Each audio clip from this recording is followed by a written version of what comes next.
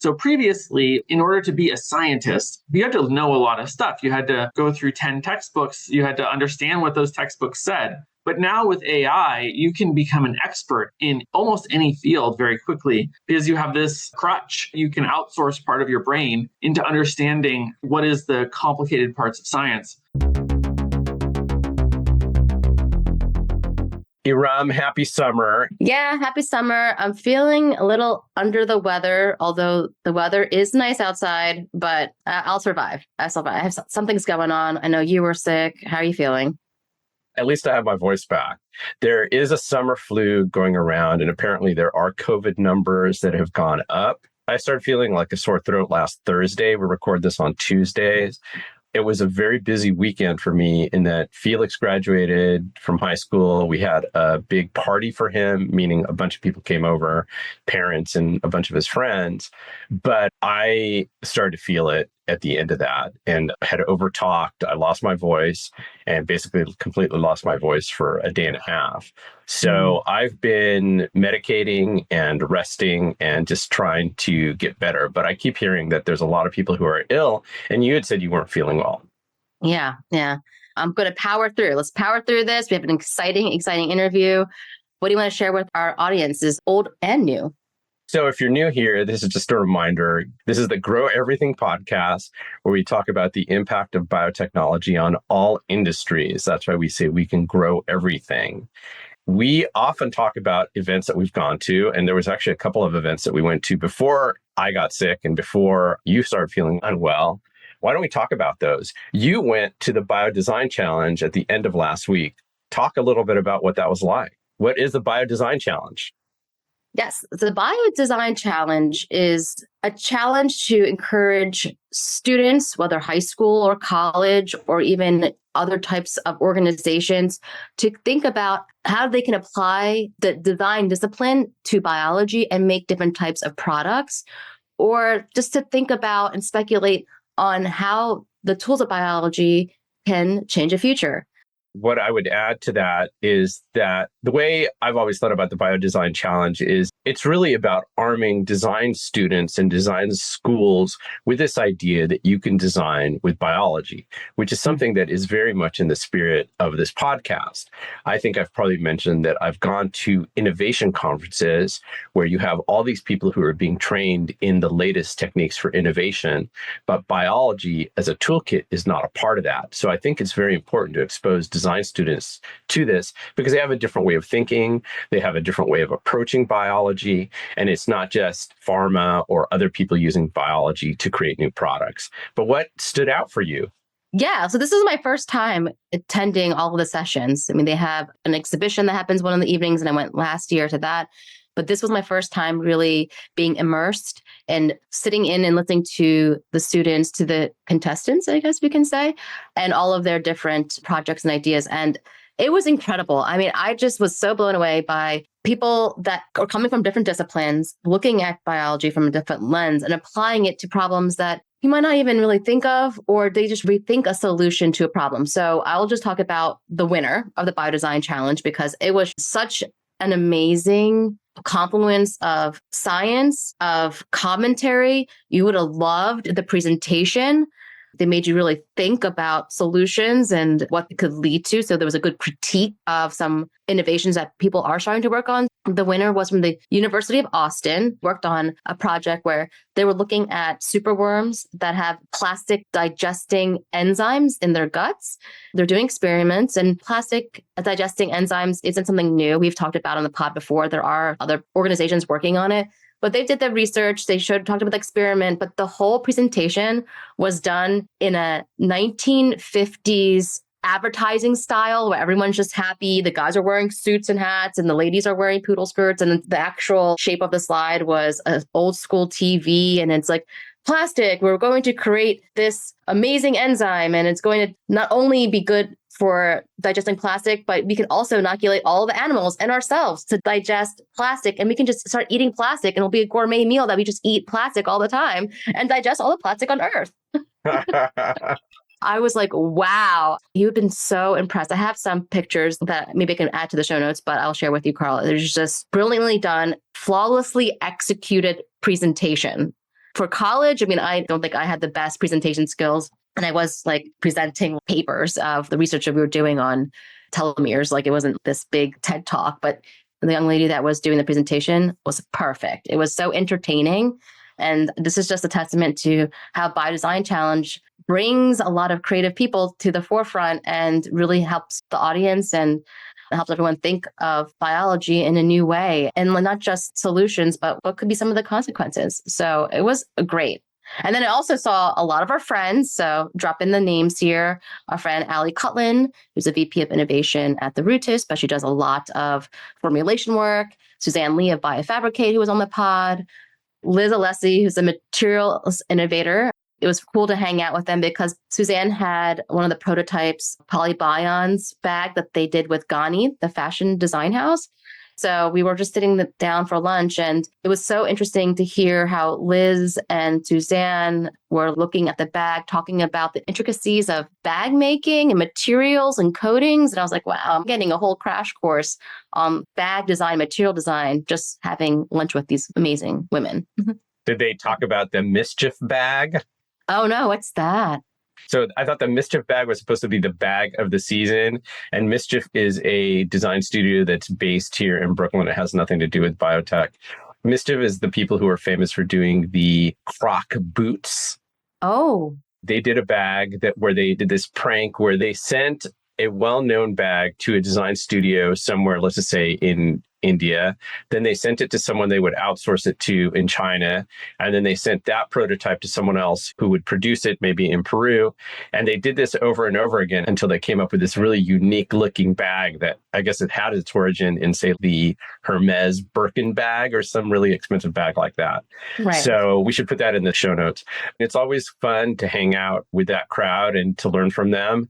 This thing about biodesign, I think, fits perfectly with the next thing I had on the list because biodesign brings biotech to these students who are going to look at the world very differently. They're design students. I went to a book launch party for Jamie Metzl, who has a new book called Super Convergence. And we talked about having Jamie on the podcast, so hopefully we'll get him on soon. The book is supposed to get people interested in the intersection of biotech and AI and this idea of convergence, which is something we talk a lot about on this podcast, because really the most interesting ideas and developments, the developments that we really need to make the planet healthier and make the world a better place are going to come from this convergence of different disciplines. What I would really like to get Jamie on here to talk about is the idea of dreaming bigger. There's a quote that I wrote down from the book where he says something like, what if people of our present and our future are penalized for not dreaming enough, for not sufficiently imagining even a near-term future radically different from the present? And I think it's really timely because there's been some crazy AI news coming out in the last few days. I don't know if you've paid any attention to that, Iram. Yeah, what's going on? There are people who are predicting that we will see advanced general intelligence or AG by 2027, which is just a couple years away. Things in AI are happening so quickly.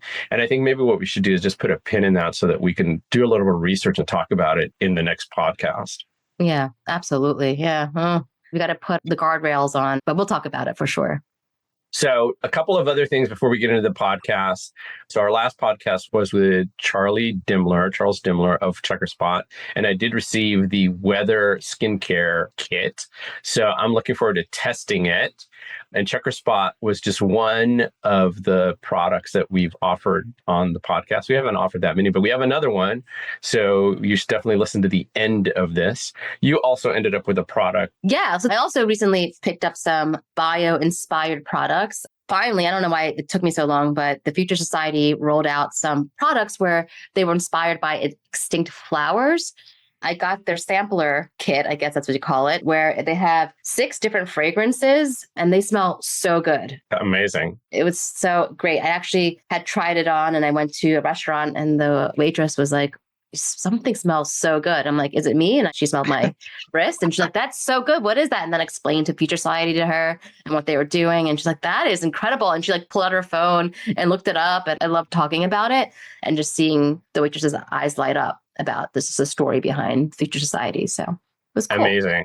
The fragrances are by Archaea. So Jasmina we had on the podcast. So we'll definitely put Jasmina's episode in the show notes. It's worth listening to because she's incredible. The approach that they take on biotech beauty is very unique. They have a few other products that they made. One is called Scent Arc, where you shift the scent of your armpits so you don't stink, but it's not using aluminum or other things. So very, very cool. Future Society by Archaea. Definitely recommend it in the show notes. And yes, there's more products. We love to highlight all of the biotech inspired products. We have a special giveaway at the end. Stay tuned. But today's guest, we're really excited to talk about. Who do we have on today, Carl? So we're going to talk to Michael Fischer, who, among other things, runs DeSci New York. So DeSci is decentralized science. And we've had 3 episodes that have covered leaders in the DeSci space: Jocelyn Pearl, Albert Annis, and Laura Mankini, and they all covered different parts of the decentralized science space. And just by way of background, to remind our listeners, if you don't know what DeSci is, everybody knows how important scientific research is to advance knowledge and actually drive the economy. I often say that if we didn't do basic research, or we really wouldn't have as strong of an economy as we do. And I know that there's numbers to back that up. But the way science is published, the way it's funded, it's kind of an archaic system. It's kind of broken. So decentralized science is a new way to connect, share, and discover what the next generation of scientific knowledge is. And you could, in many ways, think of it as being like a Kickstarter or crowdfunding for scientific research. It just happens to be put on the blockchain, and maybe it's run by one of these DAOs, a decentralized autonomous organization that has some very specific rules in terms of the way that the science gets funded. I'm super excited. You've known Michael Fischer, I think, a bit longer than I have. When did you first meet him, and what's your experience with DeSci New York? I met Michael Fischer at DeSci New York. I went to one of the events. The first event that I went to was actually when he had the infamous Martin Shkreli speaking at DeSci. I was there with Shelby of Compound VC, and we were sitting there front row listening to Martin Shkreli talk about his latest ideas. And this was just months after he got out of jail. So it was very interesting. And I'm like, how did this all happen? And I got really intrigued by Michael Fischer. You guys will be able to tell how amazing this guy is, his vast knowledge, the way he thinks about science. I've been to maybe 4 or 5 DeSci New York events. When Michael introduces decentralized science, it's just so inspiring. And it just makes me think, why are we still doing science in the old-fashioned, archaic way within the halls of institutions, universities that are just keeping it, doing tech transfers, the amount of money it requires to publish a paper? Science is truth and knowledge. Why are we still doing it this way? And Michael Fischer sees that. And this is why he's hell-bent on making sure decentralized science is going to move forward. So I cannot wait for our audience to hear more from Michael Fischer. Awesome. Michael Fischer, we are so happy to have you on the Grow Everything podcast, where we love to talk about how biology, biotechnology is changing the world for the better. And we've had a number of people come on to talk about DeSci, but you're like the first local person we've actually had. So we're super excited to have you come on the pod with us. Thank you for having me. Yes, big fans of the pod and big fans of meeting you guys in person at events. Yeah, I've been speaking about you, Michael Fischer, and DeSci NYC several times throughout different episodes. I don't know if you've ever heard me give you a shout out. I just think it's a good organization, a good way of thinking about how to set up an organization. But for the uninitiated, for those that might be looking for an alternative from setting up an LLC or just going down the typical academic research path, can you tell us what is DeSci? Yeah, so DeSci stands for decentralized science, which is how could you improve science using the blockchain? So there's DeFi, obviously, which many people have heard of, which is decentralized finance, which is how can you use the blockchain to improve finance? And there the concept is, okay, we have all these different tokens and we're going to swap them with each other and we're going to exchange value. But that value is a little bit amorphous. What is the value attached to Ethereum? What is the value attached to Bitcoin? Those have value, but what is the value attached to some of these longer tail projects? And what DeSci is saying, what if each token was attached to a research project? And what if anyone who participated in a research project was allowed to earn tokens based on their contributions? So if you produce really good data, if you produce really good analysis of a data set, If you're really great at bringing people on board, you're incentivized through tokens to do great work. Then the value of that project. So let's say hypothetically, you're wanting to study sleep. Everyone that participates in a sleep study would earn tokens based on the data that they contribute.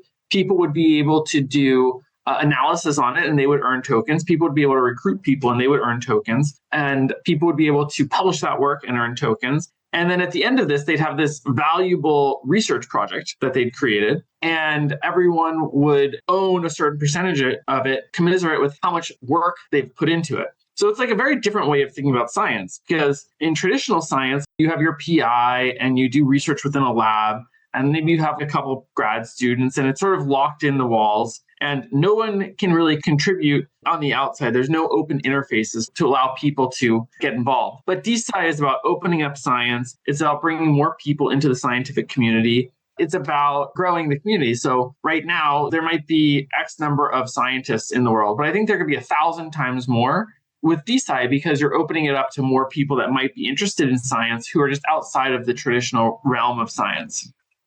DeSci is super interesting to me because it opens it up to a lot more people. And I think most of us never think about what is the process for science to actually make it into the public. So if you think about the way science is done now, and I'm just going to choose pharma as an example, it's like all this basic research happens. Some of that research is chosen to be commercialized. A lot of that research is funded by the government, which ostensibly means us as taxpayers are paying for it.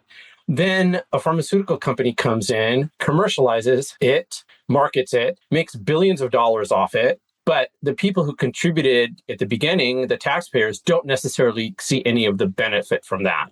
Talk a little bit about why that model is broken and how DeSci helps with that. Yeah, science just in general, the way it's funded, it doesn't use the VC model. You're not trying to really find 1000x things. But the way science works today is you pay taxes. The taxes go to the NIH or the National Science Foundation or DARPA or something like that. And then actual people, make decisions based on what they know. So they're like, I grew up studying this. I'm going to fund that sort of thing because that's what I know. The problem with that is it works well for like traditional science. You have the things that always get funded, but it doesn't allow for like really crazy ideas or out there ideas that should be funded, even though they might not be mainstream yet. The problem is that the bottleneck is with these funders who have a lot of control over the direction that research takes. When you open source it or when you crowdsource it, you have many, many more eyes looking at this. So you might have something on ultrasound that looks really promising, but it's still a little bit far out there and it requires a little bit of nurturing before the science will become into a full-fledged therapeutic. Crowdsourcing this allows for more people to get involved and for them to also be rewarded based on the work that they contribute to the project. With taxes, you don't do any work. You get taxed and then it goes to the government and then it goes to something else. This is a much different model. This model of funding science is about people actively contributing work to a DAO or to a research project, whether it be through advice or whether it be through data or whether it be through onboarding more users. It's much more interactive and it's much more diverse in terms of the types of things that are allowed to be funded using this new decentralized science model.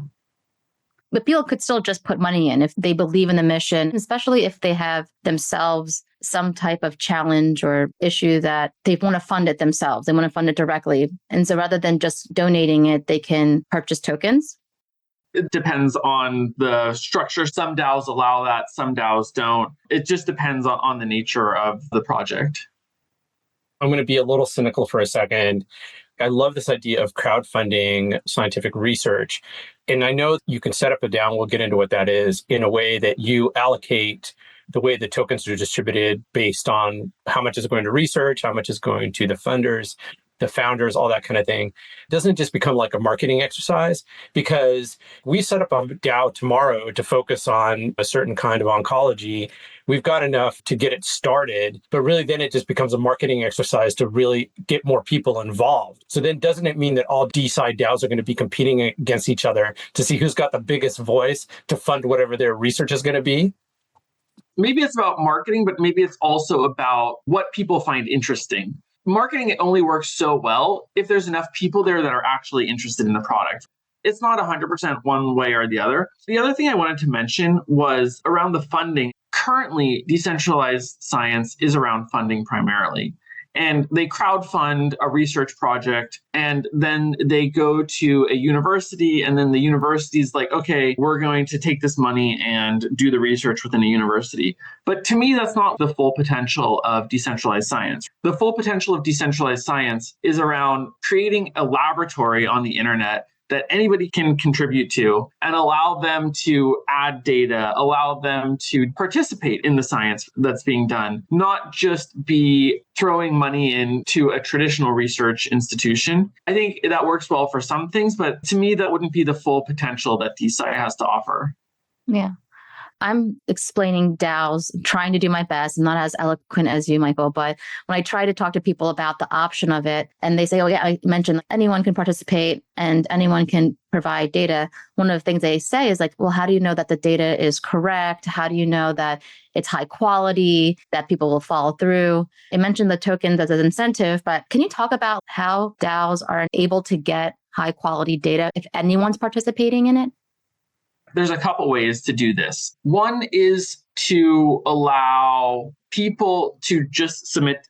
All research projects have a little bit of this problem. In a traditional study, you just trust the participants. You have to know who they are and vet them. But even still, once you look at who's participating in science or in a clinical trial or something, like there's a lot of people who don't adhere to the protocol, or they might deviate, or they might lie on what's produced. So you have this problem with anything. The way we handle it is you have to curate the data set. So you have to have an accept list of people who are part of the project. But then there's other advanced techniques to allow for high quality curation of data that is really only enabled by the blockchain.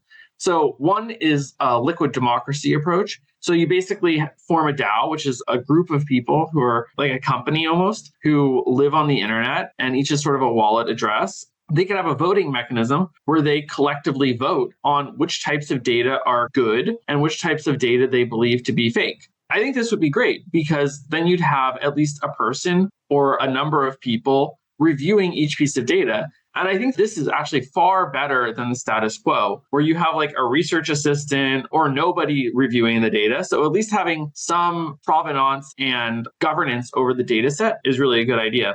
The second way you could also do it is allow for this thing called staking on data. So imagine if I wanted to participate in a DAO, I could go and say, okay, I want to participate in SleepDAO. And in order to participate in SleepDAO, I need to submit data.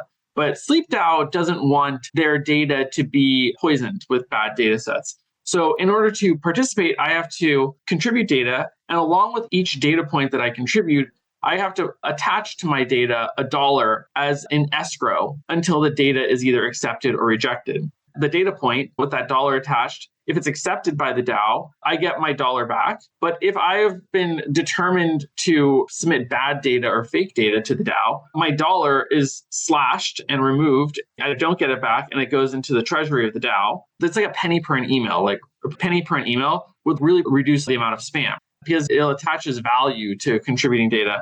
The next question you'd have is, well, if people are just submitting data to this DAO, what prevents the DAO from taking all the money and never giving it back? Well, all of that data, what's been submitted or rejected, is on chain. So you can see which types of data points have been accepted and which types of data points have been rejected. And if you see a DAO that has rejected lots and lots of data points that look good to you, this DAO is a bad DAO. This data set is a bad data set, and you shouldn't waste your time contributing to it.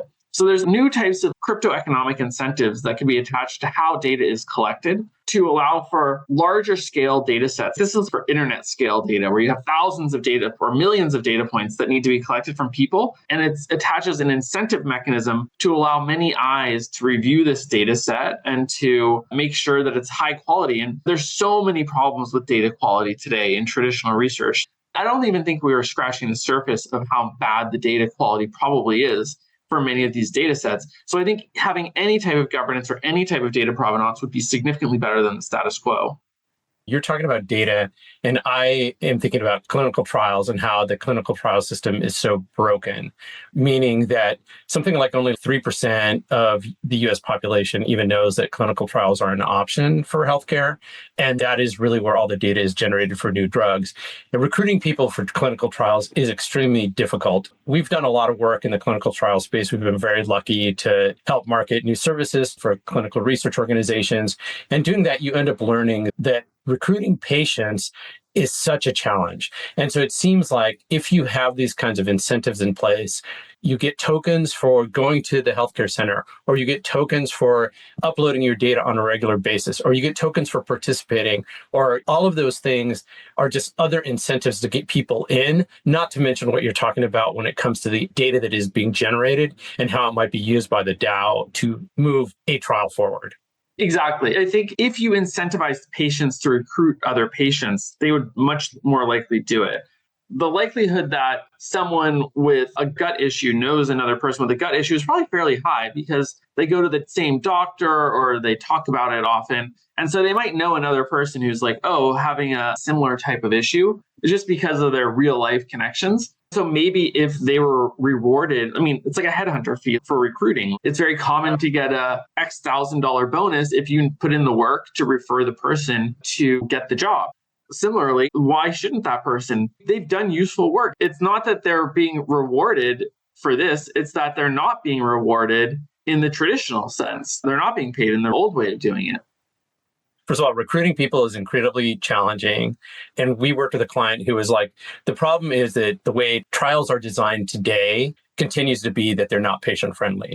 We're in Brooklyn. You got to go up to Weill Cornell up on 154th Street once a week or twice a week. Or if you're living someplace where you have to drive there, it's like twice a week, you got to drive to some place. And it becomes very inconvenient. So once you recruit people, that's one challenge. Keeping people in the trial is another challenge, and the drop-off rate is huge. And then if you don't have incentives to continue to participate, yeah, a lot of people do it for the goodness of their heart. If you have a mechanism where you're designing the trial so it's user-friendly or patient-friendly, and you're also rewarding them, and then I think the number of participants is going to increase, and that drop-off rate is going to disappear.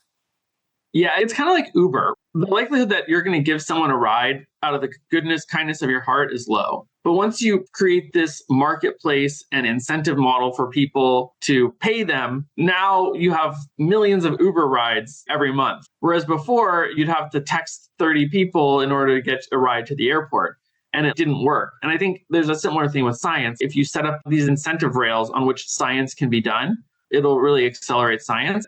There's a lot of value attached to really good science. It's really beneficial to society. In some ways, it's probably one of the top metrics by which you could measure human progress, the types of innovations that we're creating and the types of therapeutics that are being done. Probably more so than a simple metric would be like the number of patents that are done each year. Some people, it's a good proxy for innovation that's happening. Terms and conditions apply. But it's a really good progress for what is being done at a global scale. If we can accelerate and improve the quality of science, I think this is a very valuable thing for humanity. Also, the distribution of wealth, too. So, if we're talking about pharmaceutical companies, they're spending millions on doing a clinical trial, and the science is not so great, if the data is not so great, but they're still putting it out there, marketing it very heavily and making tons of money. But if you were to do better science, better wealth distribution, it sounds like a win-win for everyone. Yes. I think more people can participate now because of AI as well. So previously, in order to be a scientist, you had to know a lot of stuff. You had to go through 10 textbooks. You had to understand what those textbooks said. But now with AI, you can become an expert in almost any field very quickly because you have this crutch. You can outsource part of your brain into understanding what is the complicated parts of science. So the upshot of that is another example would be like programming today. 2 years ago, it was actually like sort of hard to program. You had to understand a lot of this stuff. Now, programming is hyper accelerated because of ChatGPT. If you're getting an error, you just plug the error and the code into ChatGPT and it fixes it for you. Or you say, I want to write this login page, and it writes the login page for you very quickly. And this is a very common thing that's happening in software development today. It's good because like you can do a lot more now and you can move faster. You don't have to look at Stack Overflow anymore or debug all these random things. Similarly, with science, I think we're going to have a similar thing. Writing a research paper is really complicated. You have to come up with an idea. You have to come up with a methodology. You have to come up with a hypothesis. You have to find related work. You have to do data analysis on it. But all these things used to be really, really, really time intensive.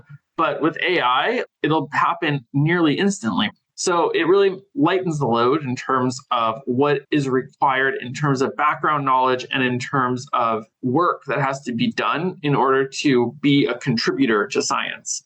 Amazing. So, Michael, you gave us a great overview of what is DeSci, why it's a better model, it could be a better model of how science is done today. But let's ground a lot of your ideas into a project you're currently working on, something that's been in the works for some time, but it's called WaterBear. So can you tell us a little bit more about what is WaterBear and what benefits it provides to researchers or people that want to do science on chain? Yeah, so we started DeSci NYC around decentralizing science in New York. There was a lot of people that wanted to do research projects. And the way DeSci is done today, it's still a little bit too heavy-handed.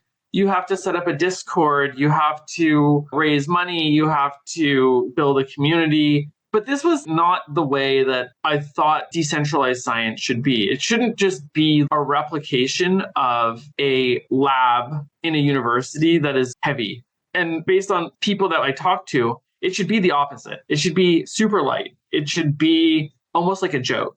It should be like a meme. And you shouldn't try and create science around this big concept, but it should be more grassroots and almost memeable in how simple it is. Use all these tokens that do really well, they're meme coins. But what if instead of thinking of a meme coin as this silly Doge coin or whatever, you thought of it as something that was a community around a certain idea or a certain project, and you worked up from that. So you create a meme coin around sleep. You create a meme coin around microbiome health. You create a meme coin around longevity. These things are all very memeable and they're very funny. And you work up from that concept and you build a community. I mean, what is a meme coin? It is a community. And you build a community. And then you say, hey, there's a lot of meme coins. Some of them work, some of them don't work. And some of them get really big. And then of those ones that get really big, you say like, hey, you guys are meming sleep. Would any of you be interested in creating a project around sleep? Okay, yes. What should the project do? You put it up for a vote and you say, some people are interested in testing a pillow. Some people are interested in testing a different melatonin. Some people are interested in testing blue light therapy or red light therapy.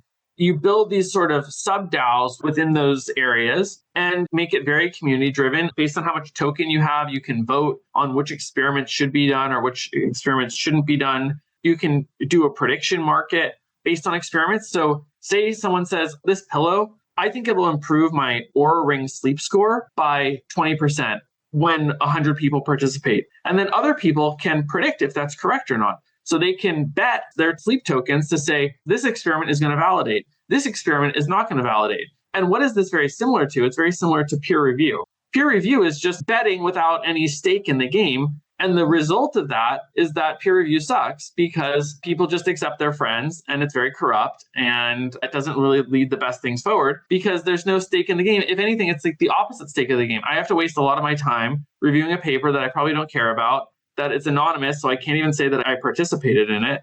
Whereas this method of staking coins that you've earned on research ideas and trying to predict if they're going to be successful or not based on the data is a much different way of thinking about an incentivized peer review system that has an incentive for the peer reviewer to do a really good job. In this pillow experiment, they could say, this is a really good idea. I'm willing to stake a certain number of tokens on it. And then if everyone agrees that this is a good idea, you probably shouldn't even run that experiment because it's tautologically true. Everyone agrees that this is going to be correct because experiments cost a lot of money. So you only want to do the ones that are contested, right?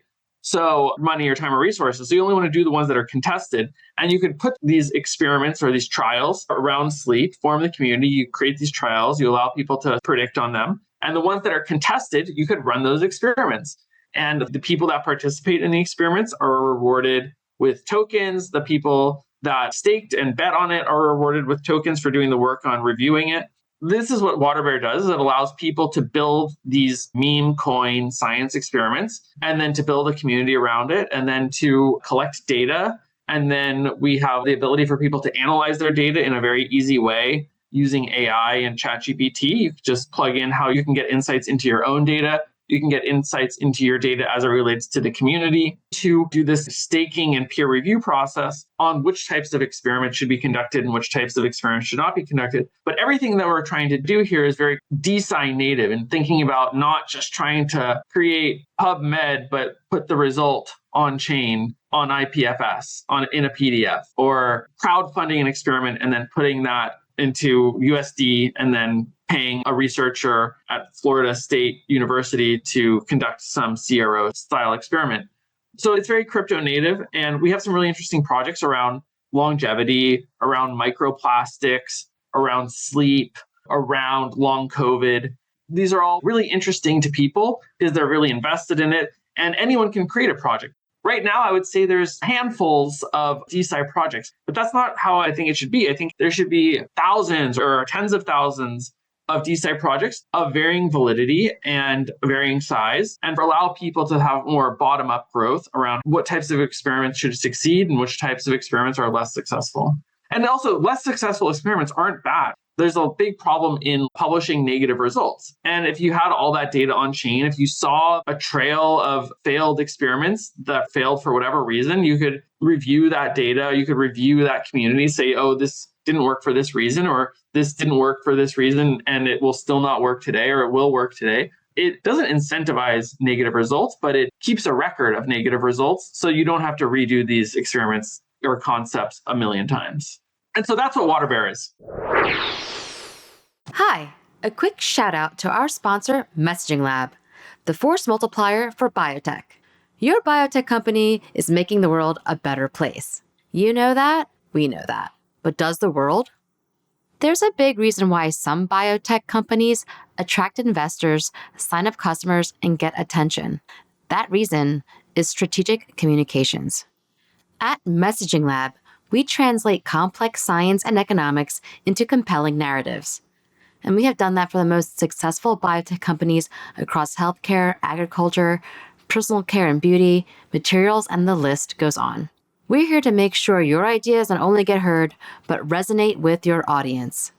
So if it's time to amplify your company's voice, visit messaginglab.com to explore how we can elevate your story and grow your business. That is so awesome because I see it as a way of, one, making things more transparent, and two, making science faster, which I know, Iram, you want to ask about. But the other thing I'm thinking about is this idea of failure and not publishing failed results. There is probably trillions of dollars of assets in the pharmaceutical industry of compounds that made it into a phase 1 clinical trial, but never made it beyond that because the data was poor. That's trillions of dollars of assets that have never been moved forward. We did a project recently with a company that in-licensed a compound that had been dormant for 30 years. They used it as a combination therapy, and it turned out that this combination was very effective. But there's got to be thousands of compounds out there that are ready for either finding the right kind of people, genetically testing people and narrowing down your patient population, not to mention what all the other things you could be doing with biology. So on WaterBear, you can actually purchase the data sets. And you earn 100 sleep token, we call it ZZZ, and then you can purchase that data set with ZZZ. What's cool about this is it incentivizes high quality data because no one's going to purchase data if it's bad quality. So someone's incentivized to clean it up. The second thing is it's all there. It's just based on the culture almost. In a research lab, the default of what happens is it just gets stuck in a Google sheet or however it was collected. And then eventually that person leaves the lab and it's gone. Whereas GitHub, everything's just open source available. You can pick it up. A library that's 5 years old, it might work or it might not work. But it changes the culture of science of how this could be done. And it's all on the blockchain. It's a little bit more permanent than just getting lost when the hard drive on the machine crashes. I just love how WaterBear, how you're taking mindless activities that people do all the time and you're making it intellectual. So gambling, you're making that more of a game, but it's an intellectual exercise to bet on data and science. The meme coins, people just putting money into some joke. Rather than putting money into some joke, you're putting into something very exciting. How do you make funny exciting with science?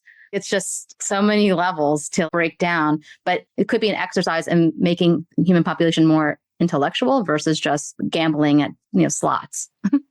Yeah, I mean, life is a gamble in some way. Like, should I have this sandwich or should I have that sandwich? Should I meet this person or should I meet this person? Like, we're always making decisions and with unexpected outcomes. It's not even gambling. It's more informed understanding. It's like doing a paper on a subject matter, becoming an expert in it, and making an informed decision based on what I understand of the world to be true. It's not buying a lotto ticket at a grocery store and scratching it off. You're trying to understand the science behind these experiments.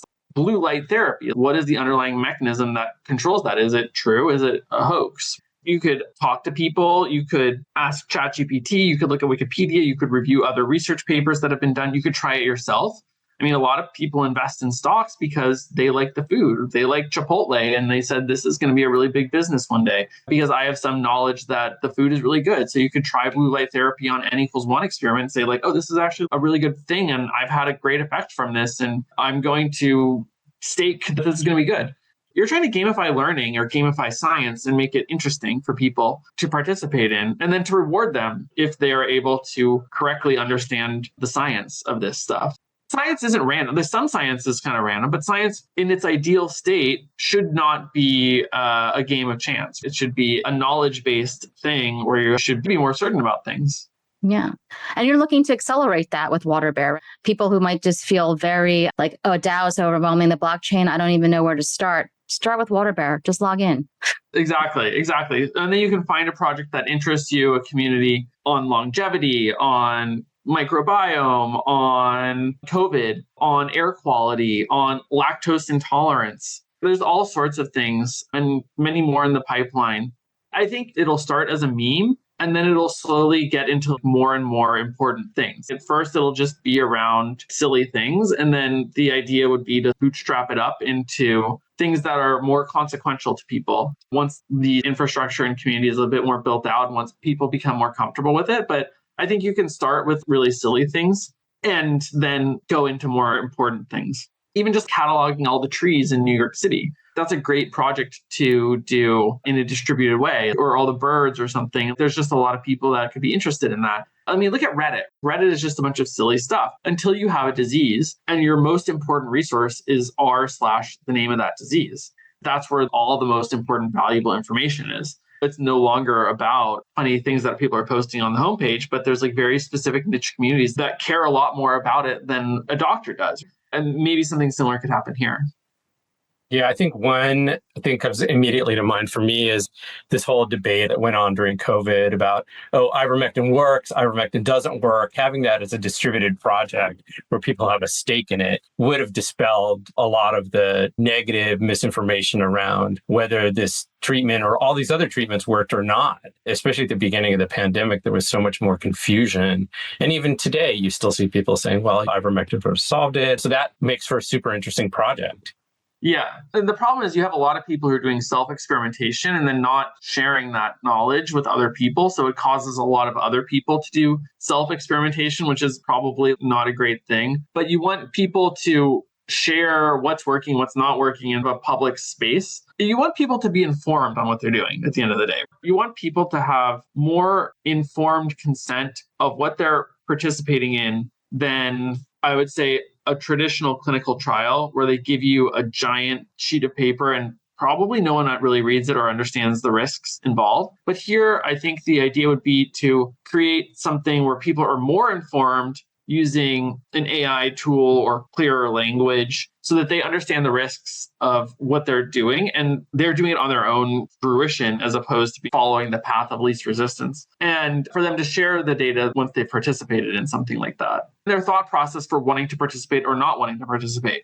You just want people to be informed about what they're doing. And I feel like in the traditional system that we're dealing with today, it's a 20-page paper that's been rephotocopied 1,000 times and with a bunch of things scribbled out, and no one really understands it. And there's an opportunity to give people more information about what they're doing.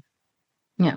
So you mentioned a few DeSci projects on WaterBear. I know some of them are very new. If there's any further along, I would love to hear more about how those are going. Or if not on WaterBear, what are some DeSci projects that you wanted to share or you're excited about? I think the sleep one is the one I'm most excited about. We're collecting data from an Oura ring, We're going to add more wearables, but this is a great example of a project where you can actually back it with real data. It's really hard to fake Oura Ring data. You have people telling us what they're thinking about, what drugs are working, what there's not working, which headbands people are using, which temperature, which blue light, which routines they're doing, and sharing a lot of information and then trying to back it with data around sleep. I think this is the future of using these continuous monitoring devices like continuous glucose monitoring, scales, sensors to measure blood pressure, what you're eating. People already take pictures of all their food. The first thing people do when they eat is they take a picture. This is a great opportunity to create a DAO around like what you're eating, how it affects your exercise, how it affects your sleep, how it affects your weight, how it affects whatever.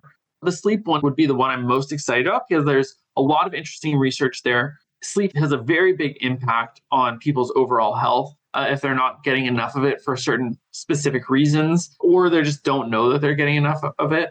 There's also some new technology involved. The wearables have been around for a little bit, but now in New York City, a lot of people have an Oura Ring or an Apple Watch or a Whoop. Maybe this is like a little bit of a flash in the pan, or maybe that'll go down, but I've only seen it really increase over the last year or two.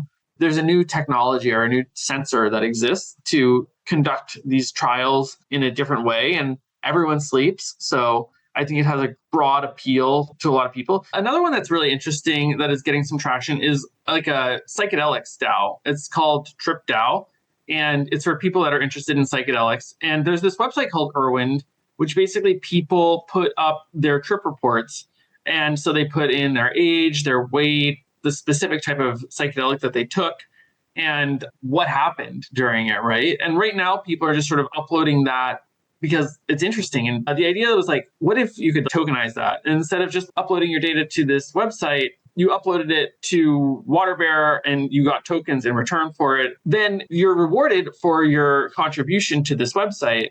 And this is really interesting because now if that data set is trained on an AI model, maybe for MDMA or ketamine, psilocybin, all these drugs at some point will probably be approved by the FDA or in another country. And if they are, and you believe that the future of medicine is very AI driven and maybe very personalized, you would want an AI to be able to assign you a specific type of drug based on your specific conditions, based on a prior result that someone else has seen.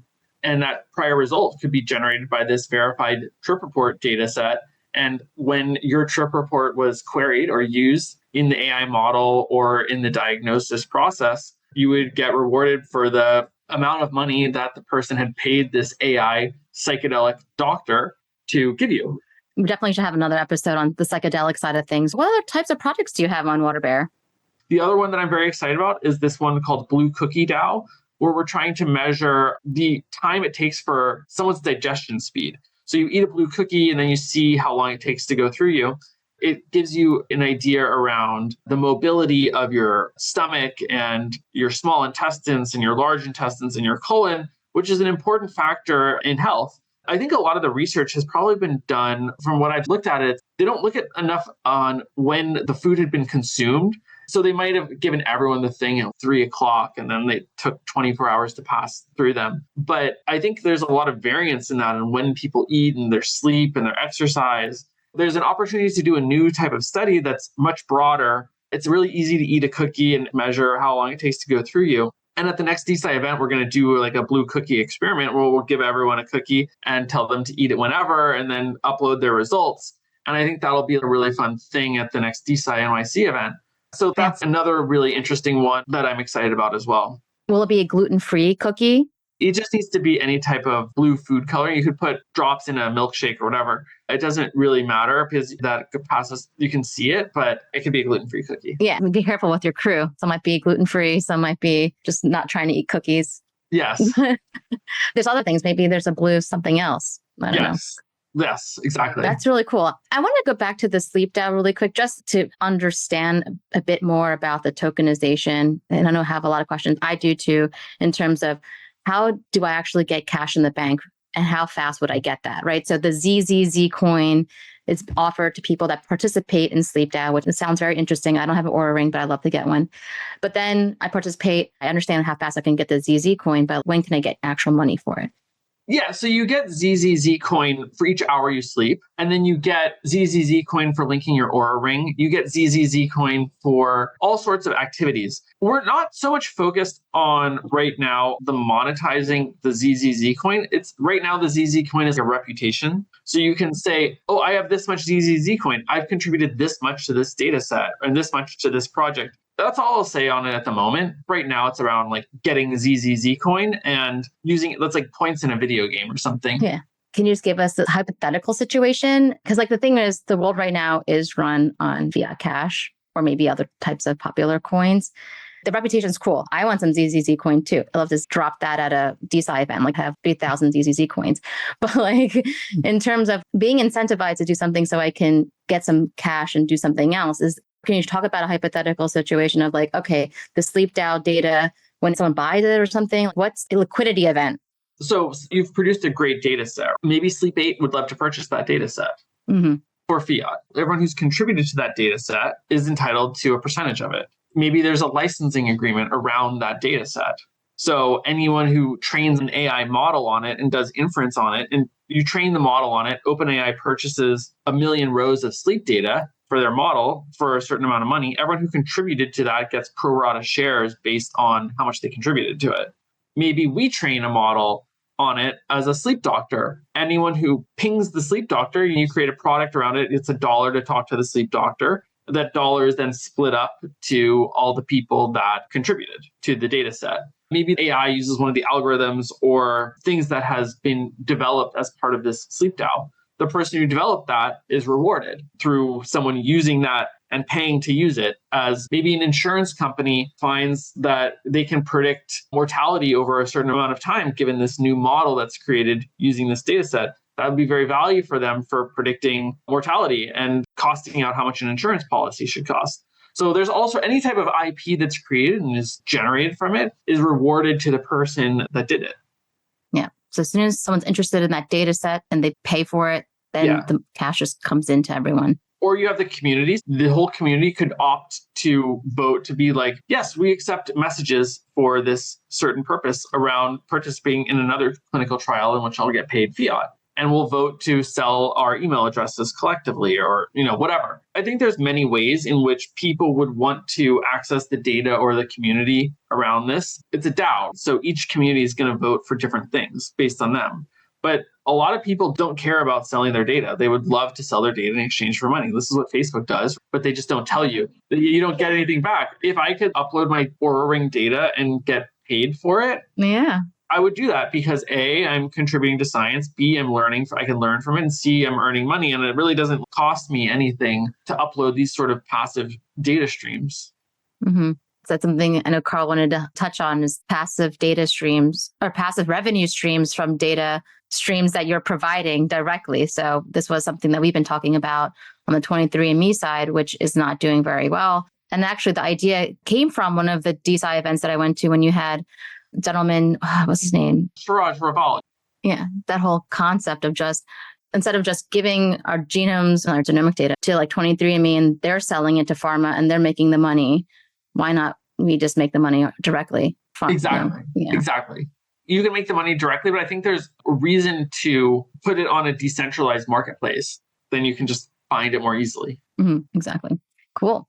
So I've been to a few DeSci events. Carl's been to, you went to one just yesterday. Just last night, Yeah. Can you tell us about some exciting guests that you have? I know they're actually all very exciting, so I know it's hard to pick, but anyone that you want to highlight to entice some of our audience to attend DeSci or participate in some way?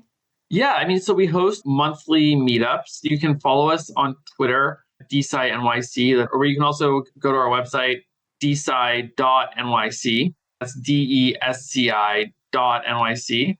And we've had all sorts of really cool people. We've had people talking around psychedelics, bees. We had Martin Shkreli talking about AI in medicine. We had William, the guy who invented the NFT. We had Research Hub. We had a longevity thing, a professor from Albert Einstein Medical School talking around tissue replacement, so growing new brain tissue to fight neurodegeneration. We had one focused ultrasound from a professor from Columbia, Vincent Ferreira. We had Siraj, a very famous YouTuber. We had people doing focused ultrasound for lucid dreaming. And last night we had Michael Levin doing one on bioelectricity. We get a pretty good sized group of 100 people show up. We have pizza. We do it like once a month. And we always post it on our website. All the videos are available on our website from past events. If you'd like to volunteer, let me know. We're always looking for volunteers or get more involved, or you have a recommendation for a speaker. Anybody who's in New York, who's interested in the topic, or if you're visiting, you should definitely check it out. Every time Iram comes back, she's super inspired. After last night's, I was super inspired. So I can't wait till the next one. Yeah. It's amazing. I just think that the culture that you create at DeSci NYC is very strong. I'm just amazed by how many people volunteer. I mean, and actually, they're not necessarily volunteering. Are you still issuing DeSci coins? Yeah, we're going to start a DeSci NYC token just for people who participate. So if you show up, you get DeSci NYC token. We've been tracking who's showing up and who's there. And if you recommend a speaker, you get DeSci tokens. If you are the speaker, you get DeSci tokens. If you do any sort of action within the DeSci community, you earn tokens for that. If you promote DeSci on a podcast. Exactly. If you promote DeSci on a podcast, you earn tokens. Exactly. You're walking your talk. Exactly. What we're eventually going to do is have these like bounties that exist. If you attend, you earn X number of tokens. If you recommend a speaker, you earn Y number of tokens. If you are the speaker, you earn Z tokens. If you talk about it on a podcast, you earn Z tokens, whatever. And so we want to have like a menu, and you're just like, oh, I'll have this and this and this. Here's the work. And someone verifies it, clicks a button, assigns you the tokens. And now you have DeSci NYC tokens. Awesome. Perfect. Yeah. Perfect.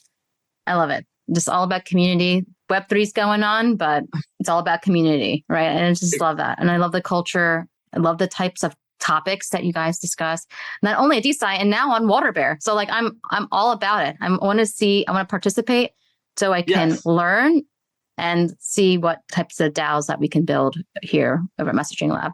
Yes. And also one other thing I'd like to mention is WaterBear is hiring. So if you're interested in decentralized science, if you are a programmer or a product designer, or we have a very big need for a community manager or a business development person, we're hiring across all those different roles. If you are that person, or if you know someone, go to waterbear.science/jobs and apply for a job. Yep. And the jobs, you get paid real cash. You get paid real cash. Exactly. Yes. I seem to remember that you guys are on Farcaster or Warpcast. Oh. Correct me if I'm wrong. I think we need to get more people on there because there's not a lot of DeSci activity on Warpcast, and I find it to be a really interesting community. You can follow us at WaterBear on Warpcast. We're trying to build out more of the DeSci community on Farcaster because it is a little bit slim at the moment. That would be something that a community manager could help with, helping us with the socials and stuff like that. You can find us on Farcaster at WaterBear. And WaterBear is like a tardigrade. So it's this very invincible animal that is very resilient. So that would be one of the things we're looking to hire for, is someone to talk about DeSci on Warpcast, on Twitter, on all the different mediums and get that out. Or we also need someone to manage some of these projects. It's getting a little bit hard for us to manage some of them and to offer support to other people. So that's another thing we're trying to hire for. Awesome. I'm sure you'll find someone through our audience. I mean, we met some of our listeners and they're very DeSci friendly. They would fit into the community so well. They're just very intellectual. They want to do something. They want to make a difference. So if our listeners want to apply, we'll put that information in our show notes so you can connect easily. You've mentioned Warpcaster, Carl, a couple of times. I don't know what that is. If you want to do a quick spiel about what that is, because I think it might be new to a lot of people. So Warpcast is basically X, formerly known as Twitter, but on chain. It's a very active community, mostly people who are building on chain, especially on the base token layer. There is a few DeSci people on there. The guys from Valley DAO are the ones who told me about Warpcast, and they were like singing its praises, and they're barely on there. So if you guys are listening, you need to walk the talk. I feel like I've been on there and I've been talking about DeSci. I talk a little bit about our podcast, but not that much. We need to do more of that. So we need to bring DeSci onto Warpcast and start taking it over. I agree. I'll put that on the things to do today, to do another post on it. You can follow WaterBear on Twitter at WaterBearPsy, and you can follow me on Twitter at 0xMikeyF, Mikey. I talk about DeSci sometimes on Twitter. Nice. Cool. Yeah. We'll put all that in the show notes as well. So, Michael Fischer, I'm so happy that we got you on the pod finally, since we've been friendly and hanging out in New York City. So we'll definitely have you back on. We'll check on WaterBear, check on you, check on the community. We'll continue to advocate for DeSci, continue to advocate for DAOs and everything that you stand for. And besides just being a super awesome, friendly person. So thank you so much. Thank you. So Carl, what'd you think about that episode? I think I had mentioned a couple of weeks ago that I attended my first DeSci in New York a couple of weeks ago. And I was just blown away by the community. And I was blown away by the quality of the speaker that Michael presented. This idea of using a DeSci platform to create kind of a meme coin analogy. Right now, if you're paying attention to crypto, we're in altcoin summer, but there has been this crazy amount of activity around meme coins. So what would happen if we're able to memify scientific research, and how would that change the game? I super love that. Yeah, I hope so, because a lot of the meme coins like Dogecoin and what's going on with GameStop, although GameStop had come from a good place and that's not a coin, I understand that, but these are things that are passive. What's the purpose of Dogecoin? What's the vision and mission and all of that that's behind it? It rallied so many people on something that's trivial, honestly, Carl. At the most, decentralized science, we can rally around science. We can get people engaged, people that are interested in that particular science. So he mentioned so many different types of DAOs and decentralized science movements that are happening, from the SleepDAO to PsychedelicsDAO. And those are things that people are really looking into because that's what they do every day. Or I don't know about people doing psychedelics every day, but maybe, I don't know. Some people. And they want to talk about it. They want to see advances. They want to make sure it's safe for them. They want to do the best sleep. They want to do the most appropriate psychedelics, I guess. And they want to know who's doing it. And they don't want to be messed up in the whole regulatory, which is important. Sometimes it's just slow or it's not accurate.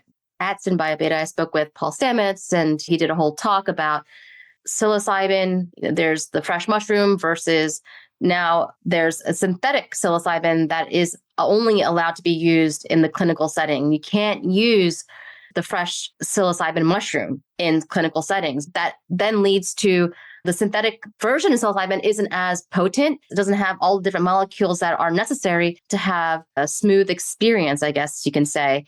So the regulatory space is kind of messing things up for that particular experience. I'm talking about psilocybin, but for people to experiment on themselves, because we do experiment on ourselves. I mean, we do all the time. Ashwagandha, what does that really do? I mean, I'm curious. It's great for some people, but it's not good when you're pregnant. But people are taking it. Is it helping them?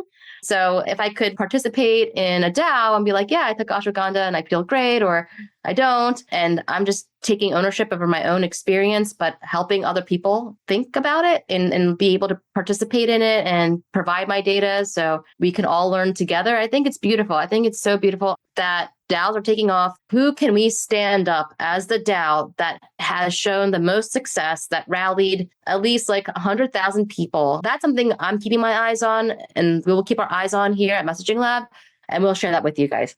And I think one of the things that really Michael made clear, especially when he was talking about SleepDAO, is that having a lot of people participate in a community like this, because really at the end of the day, they are communities. Even clinical trials could be looked at as a community, all the people who share the same illness. There is a lot of value to have people come together, share their experiences, and share their data, and then receive a token for sharing your experience that potentially is monetized according to the rules of the DAO is very interesting, because it gives individuals more power than just participating in a clinical trial where you're doing it for the benefit of humanity. Yes, you're also doing it for the benefit of a company that's going to make some money off you, and you might never see that, the return, even though you might get healthy. But I think there's a lot there, and I'm with you. I think we just need to keep following the space and keep bringing people on who are doing interesting things, because I think the space is going to evolve very quickly, and there's a lot to be learned there. Yep. And the big thing that I also appreciated Michael Fischer touching on, and it's something that I've been noticing more people talking about, is idea of failure in science experiments. And that needs to be shared, because failure is necessary to understand what not to do, so that we don't keep on repeating what not to do, and we're all doing what we're supposed to do. So I thought that was another great example of how we can all share our data, share what we're doing. And if things aren't working out, people will know, like, oh, I'm not going to do that because I just noticed that these 10 people who are like me, it's not working for them. I'm not even going to go down that route. Let's just see what is actually working for them. Yeah, totally. Yep. I agree. So we have a special announcement. Why don't you do it, Ira? Yeah. So we've had so many amazing people on our podcast that are working on great products that are inspired by biology. And one of those things is Oobly. Oobly is a fantastic company that's making sweet proteins. So just think about, instead of a carbohydrate, which is what most sugars are made out of, it's actually a protein that delivers sweetness. Oobly has been so generous that they're giving away some chocolates for our listeners. So we have 10 units to give away. So to our first 10 listeners that fill in our form. So just go into the show notes. You'll see Oobly chocolates giveaway, and there's a link. Click on the link, fill in the form, and we will send you some chocolates. There's no strings attached. We want to thank our listeners. Oobly wants to thank our listeners for really taking the time to understand what's happening in biology. So please fill in that form and receive a chocolate, and then let us know how you like it. This is a new way of experiencing sweetness. It's delicious. You had some, Carl. I had some. I loved it. Yeah. Yeah. Do we have to say that we will only ship domestically? Yeah, that's true. For our listeners that can receive chocolates in the United States, this is for you. Sorry for our international friends. We will consider something for you guys in the future. All right. Well, definitely fill out the form and participate in the Oobly chocolate giveaway. If you're not a Patreon, become a part of our community. It's like having a cup of coffee with your friends who know how to talk about nerdy stuff, but make it a lot more fun. Yes. And give us a call on the Grow Everything hotline. Stay in touch with us. And I think that's the pod. Yes. See you later.